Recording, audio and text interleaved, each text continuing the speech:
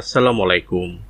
মে 2026 মাসের বীর মুক্তিযোদ্ধাদের সম্মানী ভাতা এবং উৎসব ভাতা অর্থাৎ ঈদুল আজহারের উৎসব ভাতার অর্থ ছাড়করণের একটি সুখবর জানাবো। তবে আপনি যদি যুদ্ধের জীবন চ্যানেলে নতুন হয়ে থাকেন, চ্যানেলটা অবশ্যই সাবস্ক্রাইব করবেন, পাশেই থাকবেন। মে 2026 মাসের বীর মুক্তিযোদ্ধাদের সম্মানী ভাতা অর্থ ছাড়করণ করা হয়েছে।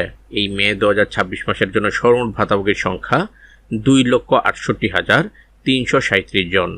এই 2,68,337 জন ভাতাভোগীর অনুকূলে সর্বমোট বরাদ্দ রাখা হয়েছে 392,48,33,931 টাকা।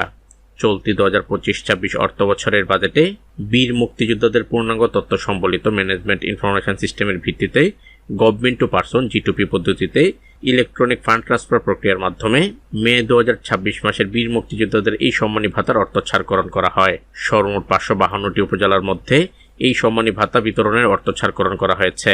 প্রত্যেক জীবিত বীর মুক্তিযোদ্ধা এবং মৃত বীর মুক্তিযোদ্ধা পরিবারের অ্যাকাউন্টের জন্য বরাদ্দ রাখা হয়েছে 20,000 টাকা করে।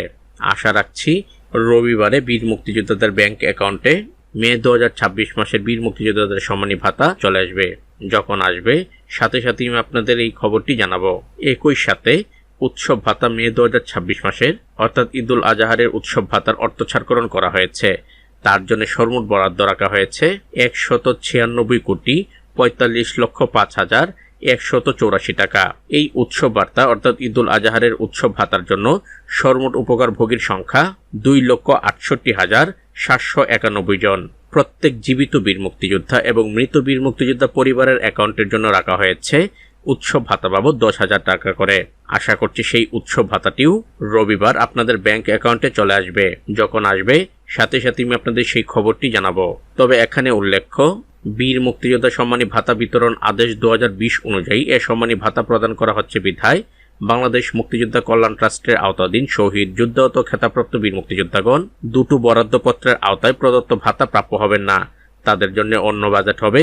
যখন হয় সে খবরটি আমি আপনাদের জানাবো। তো ততক্ষণ পর্যন্ত সবাই ভালো থাকবেন, সুস্থ থাকবেন।